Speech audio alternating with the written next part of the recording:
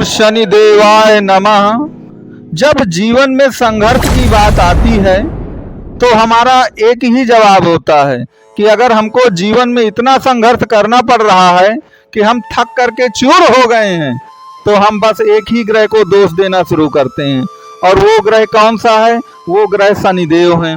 और हम बताते हैं कि हमारे सभी जो कष्ट हैं, दुख हैं, संघर्ष हैं, उनकी मूल जड़ वास्तव में शनि में ही समाई हुई है। लेकिन यह बात सही नहीं है। कुंडली का जो थर्ड हाउस होता है वो ये बताता है कि आप जीवन में कितना संघर्ष करेंगे और क्या आप उस संघर्ष में विजयी होंगे या थक करके चूर हो करके हार जाएंगे। तो वास्तव में थर्ड हाउस ही आपको जीवन में विजयी बनाता है और थर्ड हाउस ही आपको ये बताता है कि आप जीवन में कितना आगे जाएंगे। तो अगर हम देखें तो वर्तमान में आपके थर्ड हाउस में मीन राशि में आपका राहु देव इस समय विराजमान है। और राहु देव जो होते हैं ना, वो कभी जीवन में हारते नहीं हैं, ये बात आप समझ लीजिए। तो राहु देव हारेंगे नहीं तो आपको विजयी बनाएंगे और आपके थर्ड हाउस में विराजमान हैं। अब वह आपको कैसे विजयी बनाएंगे या कितना संघर्ष देंगे, वही का विश्लेषण जो है उसका विश्लेषण आज की इस वीडियो में हम करेंगे। तो आप वीडियो को बहुत अच्छे ध्यान से सुनिएगा, आपको अपनी कुंडली का गूढ़ रहस्य भी पता चल जाएगा कि संघर्ष में आप विजयी होंगे तो कैसे विजयी होंगे और किस प्रकार से विजयी होंगे। तो मित्रों, इस समय आपके राहु देव मीन राशि में आपके थर्ड हाउस में विराजमान है और शनि के नक्षत्रों में विराजमान है। अब आपको तो मालूम है कि शनि दुख का कारक तो होता ही है और वह शनि के नक्षत्रों में है और थर्ड हाउस में है। तो संघर्ष तो है आपके जीवन में, लेकिन एक बात याद रखिएगा कि राहु देव इस समय 12 डिग्री के चल रहे हैं। और मैं आपको पहले भी बता चुका हूं कि जो भी ग्रह 10 डिग्री से 22 डिग्री के बीच में होता है वह अपनी यंग एज में होता है।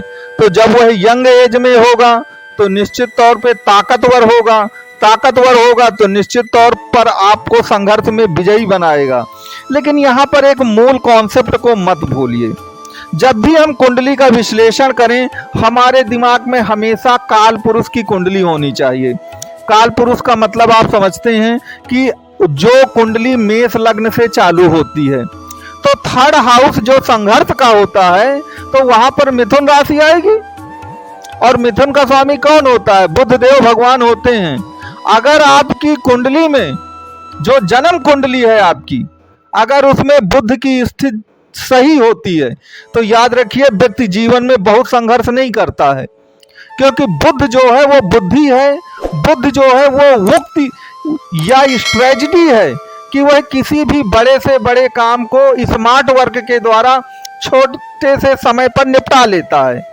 तो सबसे पहले अगर आपको ये देखना है कि आपके जीवन में कितना संघर्ष होगा तो आपको अपनी कुंडली में बुध की स्थिति को देखना होगा। और यह एक परम सत्य है, चाहे आप मकर लग्न या मकर राशि के हो या किसी भी राशि के हो, क्योंकि काल पुरुष की कुंडली तो स्थिर होगी ना। तो थर्ड हाउस का स्वामी जो होगा वहां पर मिथुन राशि आएगी। अब मिथुन राशि में आप जानते हैं बुध उसका स्वामी है। तो कहने का तात्पर्य मेरे ये है कि आप पहले अपनी कुंडली में ये देखिए, कुंडली पलट के, कि आपका बुधदेव आपकी कुंडली में कहाँ पर स्थित है, उसकी क्या आखिरकार वो पोजीशन है। तो आप मेरे कमेंट बॉक्स में ये सब लोग लिख के जरूर बताइए कि आपकी कुंडली में वास्तव में बुध की स्थिति क्या है।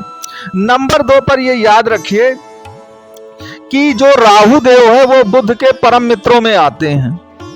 और इस समय आपके लिए सोने पे सुहागा बात यह है कि राहु देव थर्ड हाउस में है। और राहु देव भी जानते हैं कि बहुत मेहनत नहीं करते, वो बैक डोर से कोई भी काम बहुत जल्दी से जल्दी निपटाना चाहते हैं। और बुध का भी यही स्वभाव है। और खूबसूरती इस बात की है कि बुध देव इस समय अपनी उच्च राशि कन्या राशि में चल रहे हैं और राहु देव आपके थर्ड हाउस में विराजमान है।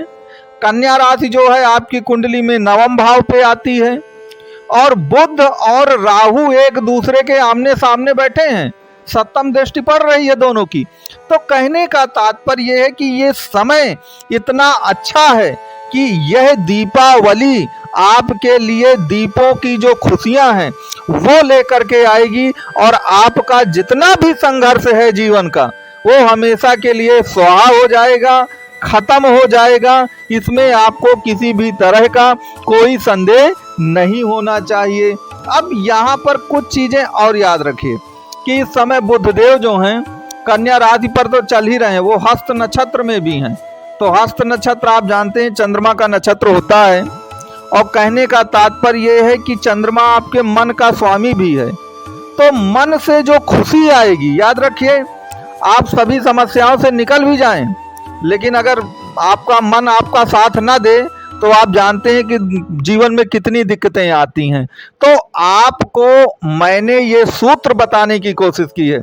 मैं अपने हर वीडियो में इस चैनल में आपको कोई ना कोई ज्योतिष का एक ऐसा सूत्र बताने की कोशिश करता हूं जिस सूत्र को यदि आप अपनी कुंडली में लगाएंगे तो वह सूत्र अटल होता है और वह सूत्र ही आपको बता देता है कि वास्तव में जीवन में आपको क्या पाना है, क्या खोना है और कुंडली को हम कैसे देखें।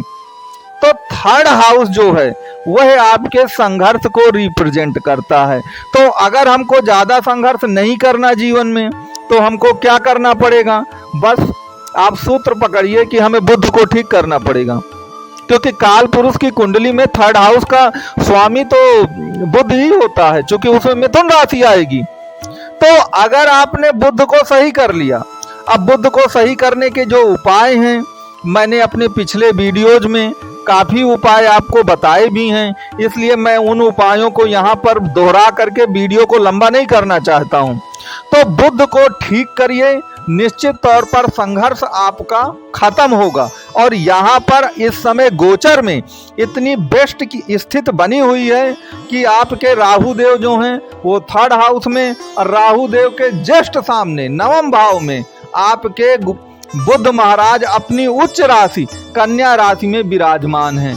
तो आपके दुखों का जो अंत है, ये जो 2024 की दीपावली आ रही है, इस दीपावली से आपको फिर कभी भी जो दुखों का मुंह है वो नहीं देखना पड़ेगा। लेकिन इसके लिए आपको अपनी कुंडली में बुध की पोजीशन को देखना है कि बुध की पोजीशन क्या है। क्योंकि हम मकर राशि या मकर लग्न की कुंडली में केवल शनि को देख लेते हैं, शुक्र को देख लेते हैं, हम उसको नहीं देखते बुध को। तो आप बुध को देखिए और फिर बताइए मुझे कमेंट करके कि बुध कहाँ स्थित है।